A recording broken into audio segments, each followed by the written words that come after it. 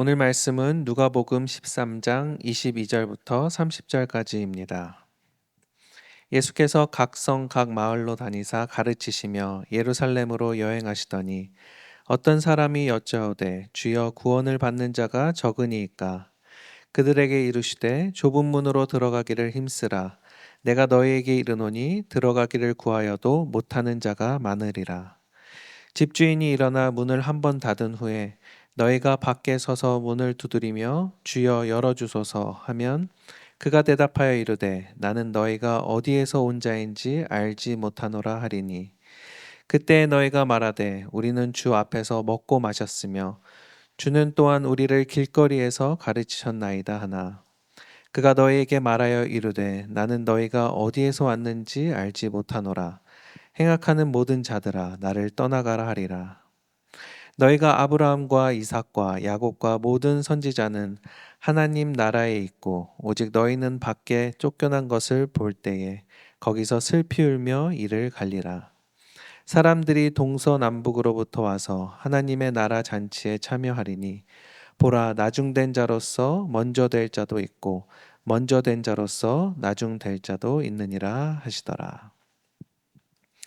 하나님 아버지, 구원받기를 바라면서 하나님만을 의지하기보다는 세상을 의지하는 저희를 불쌍히 여겨 주시옵소서. 좁은 문으로 들어가기를 힘쓰며 하나님의 구원을 바라는 우리의 인생이 되게 해 주시옵소서. 죄 가운데 죽을 수밖에 없는 죄인이지만 예수님의 은혜를 힘입어 나중된 자로 먼저 된 자가 되게 해 주시옵소서. 예수님 이름으로 기도합니다. 아멘. 우리는 인생 역전을 꿈꿉니다. 나의 모든 고생이 보상받는 그날이 오면 얼마나 좋을까요? 내 죄로 인해 죽을 수밖에 없었던 우리가 구원을 받을 수 있다는 것은 정말 수지맞은 일입니다. 그런데 구원을 당연한 것으로 여기고 비교하면서 생색을 낸다면 그 사람에게는 은혜가 떠나간 것이겠죠. 오늘 본문을 통해 구원을 받은 자는 누구이고 우리가 구원을 받기 위해 어떻게 해야 하는지 함께 묵상해 보도록 하겠습니다. 구원을 받기 위해 첫 번째로 좁은 문으로 들어가야 합니다. 우리가 천국에 가면 와야 할 사람이 안 보이고 또 어떻게 저 사람이 천국에 왔지 하며 놀란다고 하잖아요. 예수님의 공생의 당시에도 구원을 받는 자보다 구원받지 못한 자가 더 많다는 논쟁이 있었는데요. 예수님을 따르던 한 사람이 예수님께 구원을 받는 자가 적으니까 하고 질문합니다. 그런데 예수님께서는 이 질문에 좁은 문으로 들어가기를 힘쓰라고 동문서답처럼 대답하십니다. 이 좁은 문이 의미하는 것은 무엇일까요? 이 넓은 문은 기복이고 좁은 문은 팔복입니다. 세속사와 구속사의 차이입니다. 우리가 어떻게 나의 힘으로 팔복을 구하겠어요? 내가 유리한 상황에서는 절대 하나님만을 찾지 않습니다. 아수르가 쳐들어오는 불리한 상황이 되어야 비로소 하나님을 의뢰하는 것이 우리의 실상임을 알아야 합니다. 그래서 고난이 축복이고 그것이 하나님이 나를 부르시는 사건입니다. 우리는 늘 넓은 길로 가려고 하지 자발적으로 좁은 길, 좁은 문으로 가려고 하지 않습니다. 말씀을 봐도 순종하기보다는 내 마음대로 하려고 하고 이 말씀을 듣고 내 죄를 보기보다는 그 말씀의 잣대로 다른 사람을 판단합니다.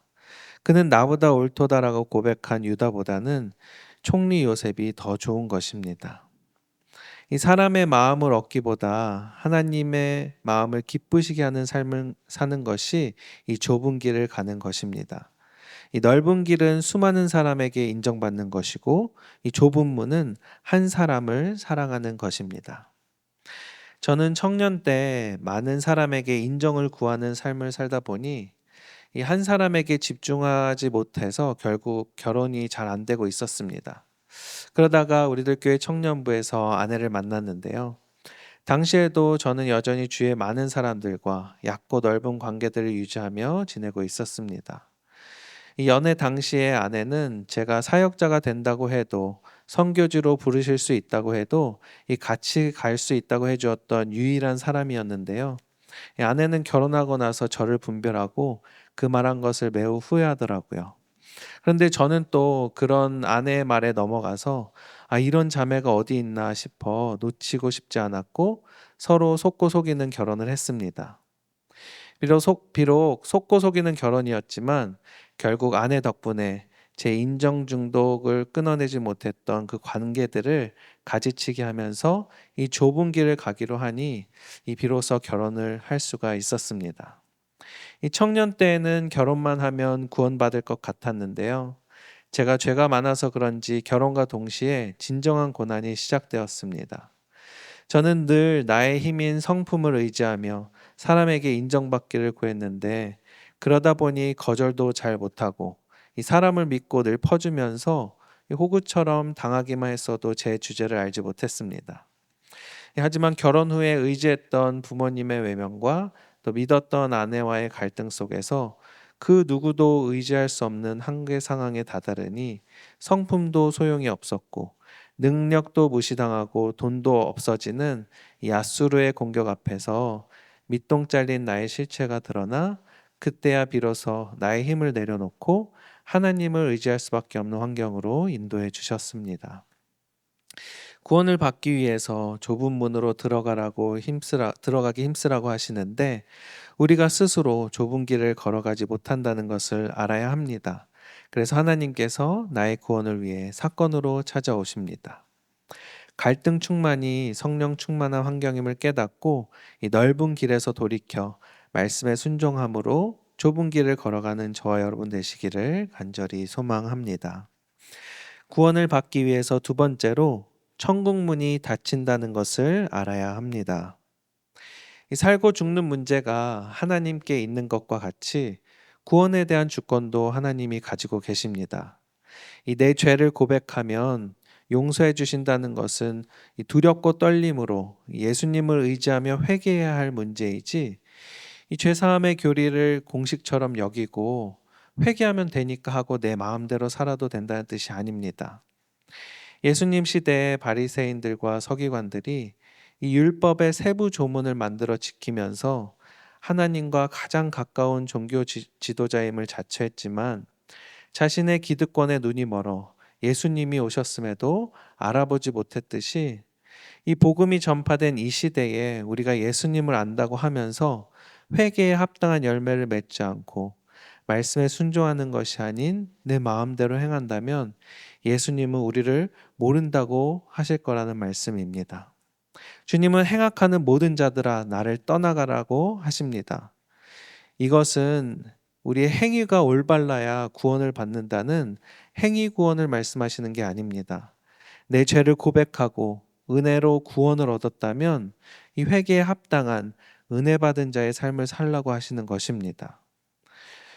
구원받은 사람은 사명을 갖게 되고 그 사명대로 살아갑니다. 말씀대로 순종하며 주님을 따르는 삶을 산다는 것입니다. 주님을 따르는 삶은 주님이 가르치시는 것을 듣기만 하는 것이 아닙니다. 물론 교회에 나오고 말씀을 듣는 것이 그렇지 않은 것보다는 100번 낫겠죠. 하지만 우리가 궁극적으로 구원을 받아야 하잖아요. 주님이 나를 알아봐 주셔야 하는 것입니다. 요한복음 14장 21절에 나의 계명을 지키는 자라야 나를 사랑하는 자니 나를 사랑하는 자는 내 아버지께 사랑을 받을 것이요 나도 그를 사랑하여 그에게 나를 나타내리라고 말씀하십니다. 예수님과 먹고 마시고 말씀을 들어도 그 말씀에 순종하지 않으면 주님을 사랑하는 것이 아닙니다. 저는 말로는 사랑한다고 하면서 결혼했지만 이 아내의 말을 귀담아 듣지 않다 보니 싸울 일이 많았습니다. 제가 말은 굉장히 부드럽게 하면서 행동으로는 바뀌는 게 하나도 없으니까 아내가 이제는 말 좀 그만하고 하나라도 행동으로 보여달라고 하더라고요. 그래도 제가 듣지 않고 변하지 않으니까 어느 날은 부부싸움을 한 뒤에 집을 나갔다가 문이 닫혀서 새벽까지 들어가지 못한 적도 있었습니다. 25절 말씀처럼 집주인이 일어나 문을 한 번 닫은 후에 너희가 밖에 서서 문을 두드리며 열어주소서 열어주소서 해도 주님이 알지 못한다고 대답하십니다. 저희 집도 실제 주인이 아내거든요. 그런데 다행히 새벽에 아내가 잠든 후에 이 집에 들어갈 수 있었지만 그 후에도 닫혀버린 아내의 마음은 좀처럼 열리지 않았습니다. 이 아내와 한마음이 안 되다 보니 자녀 교육에도 문제가 많았습니다. 하나님께서 아내를 통해 말씀하실 때 잘 들어야 하는데 안 들으니까 저의 행악의 죄가 자녀에게까지 미치는 걸 보게 됩니다. 아내에게 당신이 나보다 옳소이다가 안 되고 내가 늘 옳다고 하니까 부부싸움에 아이까지 끌어들여서 에덴아, 너가 보기에 아빠가 잘못한 것 같아? 엄마가 잘못한 것 같아? 하고 물어봅니다. 부모의 불화가 자녀에게 얼마나 큰 상처인지 전혀 생각하지 않고 딸에게는 함부로 말하고 아내에게는 언성을 높였습니다. 또 다른 한편으로는 이 아이도 태어나면서부터 악하다는 것을 알고 말씀으로 훈육하며 키워야 하는데 부모가 자기 죄를 보지 못하니 이 자녀가 부부싸움의 희생양이 되어 갑니다. 이 아이가 엄마가 시킨 숙제와 잔소리 때문에 불평을 하면 저도 아이에게 동조하면서 같이 엄마 욕을 하고 아내와의 싸움에서 제가 승리하기 위해 딸을 내 편으로 만들려고 포퓰리즘 정책을 씁니다. 저는 에데니와 편의점에 가면 사달라는 거 다 사주고 숙제를 안 하고 게임만 해도 이 하나밖에 없는 유권자의 심기를 건드리면 안 되니까 한마디도 못하면서 아이를 망치고 있었습니다. 엄마를 잔소리꾼이라고 딸과 같이 욕했으니 저는 에데니에게 어떤 훈계도 양육도 못하는 아빠가 되어버린 것이죠. 이제는 아내와의 싸움에서 이기려고 아이를 이용하는 것이 아니라 내가 지고 또 내 죄를 보고 아이의 구원을 위해 아내에게 사랑의 언어를 쓰는 적용을 하겠습니다. 어릴 때는 부모의 싸움에 아이들이 전쟁과 같은 공포를 느끼며 상처를 받는데요.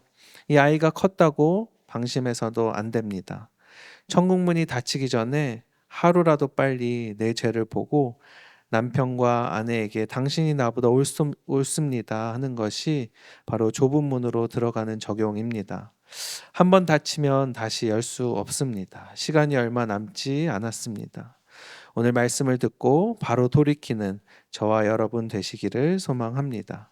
이 부모가 당장 한 마음이 될 수 없다고 해도 각자가 말씀 앞에서 내 죄를 보고 가면 하나님께서 지혜를 주시고 또 우리 자녀에게 은혜를 베풀어 주실 것을 믿습니다. 구원을 받기 위해서 마지막 세 번째로 나중된 자로서 먼저 될 자가 있습니다. 예수님을 따랐던 수많은 무리 중에 자신의 목적을 위해 예수님을 따랐던 자들이 있습니다. 오병이어의 사건 뒤에는 떡을 먹고 배부른 까닭으로 예수님을 쫓은 자들이 예수님을 경제 대통령으로 삼고자 하기도 했고, 하나님의 백성이 우리가 어떻게 저런 이방인 로마의 치하에 있을 수 있냐며 예수님을 강력한 정치 지도자로 만들어서 이 유대 선민을 로마 식민지에서 벗어나게 하려고 예수님을 쫓은 사람들도 있었습니다. 그러나 예수님께서는 이들과의 바람과는 다르게 이 하나님의 말씀대로 십자가에 달려 죽으셨습니다. 그리고 사흘 만에 부활하셨죠. 이 아브라함과 이삭과 야곱과 모든 선지자들, 즉 예수님이 오시기 전부터 오실 예수님을 예비하며 이 하나님의 말씀대로 순종하여 이 구속사의 주인공이 된 이들은 하나님의 나라에 있지만 이 말씀을 따르지 않고 회개가 되지 않아 여전히 자기 생각에 갇혀 살아가는 자들은 결국 하나님 나라에서 쫓겨나 거기서 슬피 울며 이를 갈리라고 하십니다. 바리새인과 서기관들은 당시 유대인들에게 인정받는 종교 지도자들이었지만 예수님을 영접하지 않아서 이 신분이 낮은 12제자들이 사도로 세워져 이 신약을 써내려간 것을 보면 나중된 자로서 먼저 된 것을 보여줍니다. 또한 하나님의 구원의 은혜가 유대인에게서 이방인에게로 전해져 이 구원의 은혜를 더욱 풍성하게 하신 것과 같이 믿음의 조상 아브라함의 후손으로 하나님의 택한 유대 백성이라 할지라도 예수님을 핍박하고 진리에서 떠나면 이 구원에서 멀어지게 되고 오히려 복음이 이방인에게 전해진다는 것을 말씀하고 있습니다. 여러분은 먼저 믿은 자입니까? 아니면 나중에 믿은 자입니까? 또 여러분의 구원을 위해 수고하고 있는 사람은 누구입니까? 이 구원에 있어서 먼저 믿은 자나 나중에 믿은 자나 똑같이 구원을 주시고자 하는 것이 하나님의 뜻입니다. 이 구원이 은혜가 되어야 하는데 나의 공로가 들어가기 시작하면 이 아침 일찍부터 일한 품꾼과 같이 주인을 원망하게 됩니다. 먼저 사명을 받아 하나님과 동행하며 열매 맺는 삶을 사는 것 자체가 기쁨이요 상급이 되어야 합니다. 이 구원받는 것이 목적이 아니라 돈이 목적이면 이 먼저 온 품꾼들과 같이 비교하면서 생색을 내면서 이 먼저 된 자가 나중 될 자로 전락해 버립니다. 그러나 오후 늦게 포도원에 온 자들은 자기가 한 것이 하나도 없기 때문에 그 한 데나리온 받은 것이 너무나도 큰 은혜였습니다. 그래서 죄가 많은 곳에 은혜가 많다고 하시는 것입니다. 여러분은 먼저 온 자입니까? 나중에 온 자입니까? 구원받은 것이 은혜입니까? 사명 감당하는 것이 힘들기만 합니까? 이 길고 짧은 것은 대봐야 안다고 하십니다. 지금 나의 고난의 환경이 좁은 문으로 들어가기를 힘쓰게 하는 최고의 환경임을 고백하며 하나님 자체가 상급이 되어 하루라도 먼저 사명을 받고 살아가는 우리의 인생이 최고의 인생임을 믿으시기 바랍니다. 우리에게 허락하신 삶 속에서 각자의 십자가 지고 천국을 믿고 살고 누리는 저와 여러분 되시기를 간절히 소망합니다. 기도하겠습니다. 하나님 아버지, 저는 제 주제를 알지 못해서 내 힘을 의지하며 성품으로 사람들의 인정을 구했던 자입니다.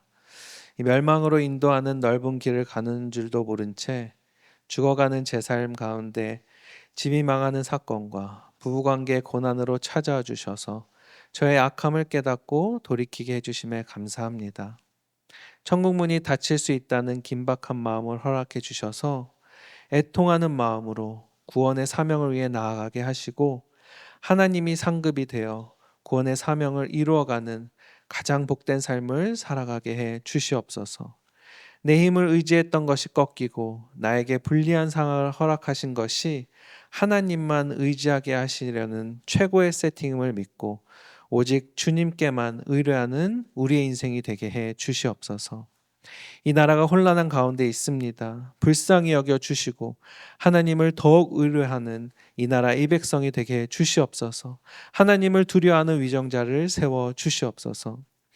우리들 교회 예배와 양육과 사역을 통해서 나중 온 자가 먼저 되는 은혜가 있게 해주시고 말씀으로 내 죄를 고백하고 돌이킴으로 죄 많은 우리에게 더 풍성한 은혜가 있게 해 주시옵소서.